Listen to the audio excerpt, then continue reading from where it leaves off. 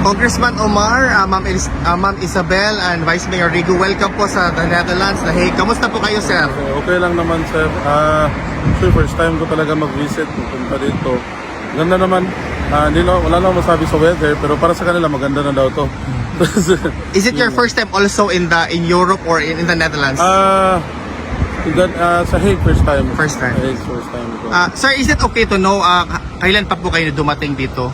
Well, ako, I arrived, sa pa naman tayo, diba? Last week lang. But it's been no longer here. Okay. Since September 1. Oh, because we saw Congressman, Vice Mayor. Nagsama pa sila ni Papa. Yeah, si Papa mo.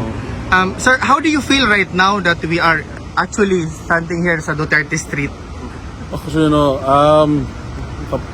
may certain pride daw talaga ma-feel kasi grabe talaga na well-known na talaga to. Kahit actually mga locals na Filipino makausap namin, parati nang sinasabi, you should go to Duterte Street, you should go to Duterte Park.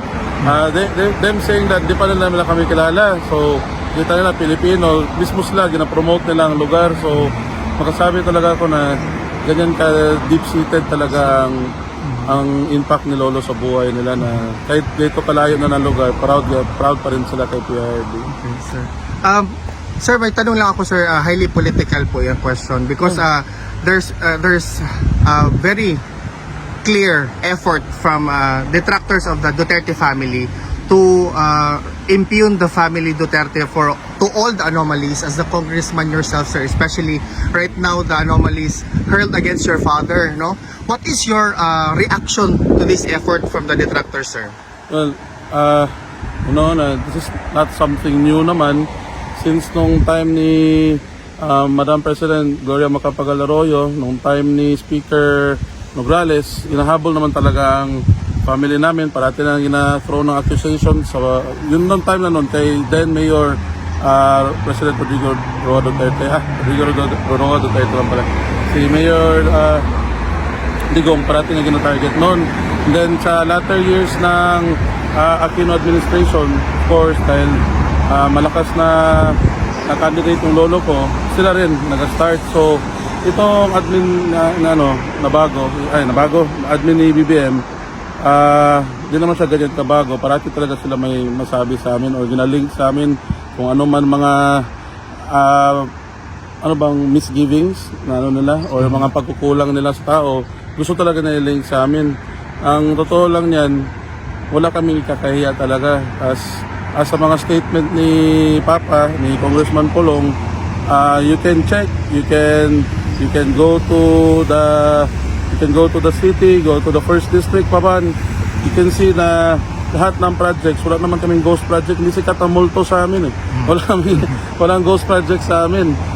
Lahat talaga ng kung ano man sinasabi na budget na bigay kay Papa, napunta talaga sa use na magamit ng tao up until now.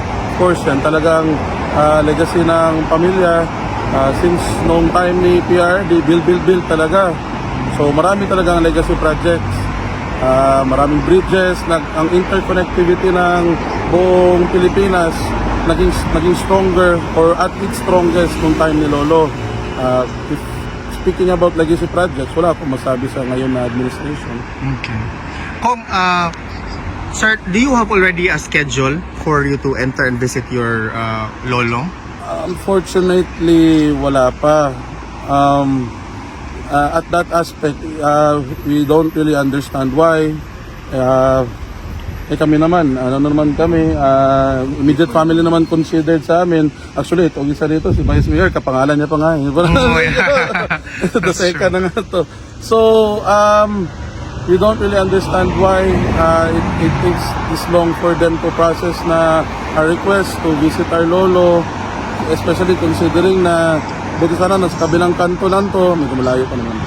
Malayo pa ang flight. Pero again, the lawyers of PRD are working their hardest na i-process ang request namin. On the side naman of the ICC, of course, being a separate entity with hindi lang naman kami ang inaasikaso, baka on their part, they're doing their best rin naman sana. So we respect it. But yes, we're still remaining very hopeful na habang nandito kami, sana ma-visit rin namin si Lolo. Kung what is your reaction to the decision of the court doon sa pagbibigay nila ng halaga sa pag-adjourn ng confirmation of charges hearing ng supposedly September 23 doon kay former President Rodrigo Roa Duterte? Yung first ko nabasa nun, actually nandito na ako nun eh. Ang reasoning lang nila is his physical state. Yun ang reasoning nila. If he's fit naman pala to stand trial. If mali ba ako yun ba? Tama Yes, naman. yes, that's correct, sir. So, unang reaction ko talaga, medyo ako worried talaga ako kasi although yes, he's a very popular figure, he's very influential, but most of all, lolo ko rin siya. Yes. So kung pag-usapan na ng pag-usapan na ang physical being niya, medyo worried din talaga kami. Lalo na mga apo niya, hindi pa nawala pa kami yung chance makita siya. So there's a air of uncertainty talaga. So yun, pero the attorneys naman, pinapadagaan naman na loob namin na he's really fit naman, he's okay. Yun lang, being 80 years old, hindi naman siya ganyan ka malusog talaga. So he's in a very fragile state.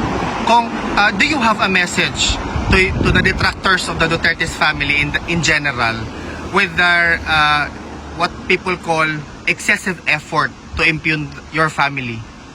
So, to the detractors, magsabi pa ako sa inyo ng good evening. I know that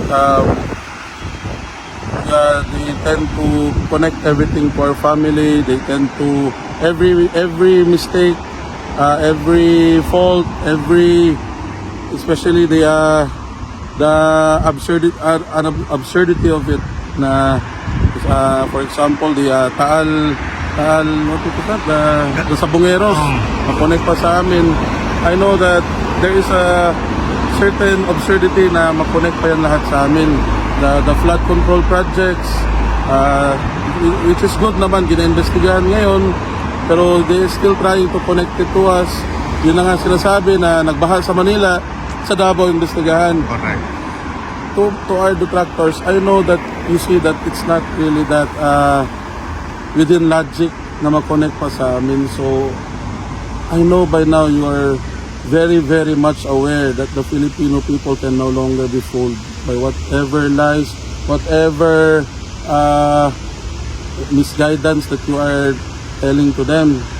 I know that deep in your heart, no matter how many mga trolls na one friend lang nagalike sa mga post nyo, yung mga nakalock profile na kahapon lang ginawa, kahit ilang ganyan na effort ibigay nyo, hindi nyo na maloko ang taong Pilipino.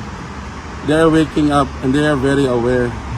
I know that na you are just fighting for whoever is the highest leader, but the Filipino people don't care about that. They are actually looking for credibility. They are looking for someone who is the cause of all the floods, of all the problems the Philippines are facing now. They are looking for a face. They are looking for someone who's responsible. At kayo mismo ang pinakauna may alam sinong responsible. Malamang sila ang funder niyo. Kung your message lang doon sa isinasagawang pagkilos sa September 13 sa Pilipinas at I think September 21 na magkaisa mayroon sir, magtipon-tipon ang mga Pilipino, I think sa EDSA Shrine. I think these are prepared by separate groups but the objective is to actually show Anong park yun? L ang starting ng park. Luneta. Sa 21, hindi ko alam sa 13 pero thank you for informing me. So again, partly doon sa sinabi ko sa detractors, the Filipino people are clamoring for answers. You the people, bilang elected official, you lend us your power because you have faith and you have trust in us. If you think that some government officials or some upper echelon of government officials, lalo na yung sinasabi lang mga sacred cow, yung mga untouchable, walang untouchable. Kamu ang lahat ng Bisaya. Okay lang mo Bisaya. Kamay sir. Kayo ang boss namin. If you think that there's something wrong na, if you think na this this cannot go any further. Fight for your right. Fight for the power that you lend to us. Kung kailangan babawiin, babawiin. If you think na they don't have the Filipino people as a top priority, only themselves, then of course you have the right to fight for yourselves, to fight for your country rin. Lalo na nagamahal lahat, hindi mo pa alam asan napupunta ang taxes mo din. You should fight. But again, ngayon ko lang laman yung 13 at saka yung 21. So all I can say is all of you have the right to protest, all of you have the right to fight for what you believe in. Kung for all of you who actually stayed here for quite a number of days, what's the best practices you think that you notice na pwede i-apply sa mismong distrito mo, Kong?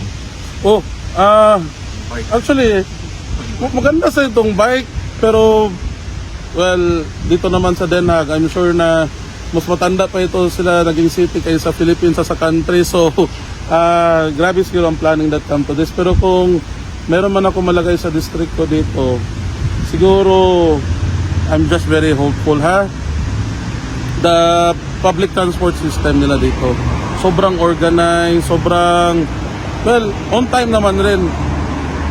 Sa amin, we're trying to do that naman in Davao, the whole of Davao. Of course, Thank you, Kong. Mayor Sebastian Duterte is trying his best to implement the public transport doon sa modernizing the public transport of our city. And kung makita mo dito, it's doing well naman rin. There's some traffic, pero hindi naman nag-aabot ng mga 2 minutes, 3 minutes sa isang stoplight. Mabilis lang. Wala naman nagdadali dahil siguro sa public transport. So if yan talaga siguro ang sagot, not only in my district but the whole Philippines, dapat talaga ang public transport. Malamang meron dito mga nakasuit, nakawaw. Tama ba yung word? Nakawaw? Nakawaw na mga masabay namin sa tram, masabay namin sa train. So yan ang isang pinakamagandang side na nag-work talaga ang public transport system, kasi kahit yung mga mamayaman, nagasakay rin, ginagamit rin nila. Actually, Kong, you share the same observation kay Vice President Inday, mobility option daw. Ayun Na-observe niya. Pareha na kami makita siguro. Kong, last statement na lang or question, no? What's your message sa mga kababayan natin na hanggang ngayon, Kong, almost 6 months na sumusuporta pa din sa lolo mo at sa pamilyang Duterte in general? Alam mo, being in Davao, parati, lalo na kayo, Sir Alvin, parati ko kayo mapanood. Grabe ka, overwhelming feeling. Alam mo yan, at the same time, they know na na-hurt rin sila. Nandito si PRD ngayon. All they wish for, na makauwi na siya, to be with his family, lalo na at his age. The service is done to the Filipino people. Alam ko, yan lang naramdam nila kay PRD. Kaya sila, nainganyo sila magpunta dito, gusto nila ipakita ang support nila, gusto nila na mabigyan nila ng mabigyan nila ng blessings PRD na makauwi na sa Pilipinas. So all I can say is me personally, I am very thankful. Of course, the family has always been thankful to all of you. Thank you for always praying for him. Thank you, even if we're not here, meron di na ganun kabigat ang feeling namin, knowing na maraming supporters nagapunta dito, maraming supporters na everyday nagapray para sa kanya. So for us, para na kayong pamilya rin namin, kasi minamahal niyo ang lolo namin. Mas marami pa kayong days nandito kaysa sa amin. So from the bottom of my heart, daghang kayong salamat. Thank you. Daghang salamat, Kong. Sir, thank you, sir. Thank you, ma'am.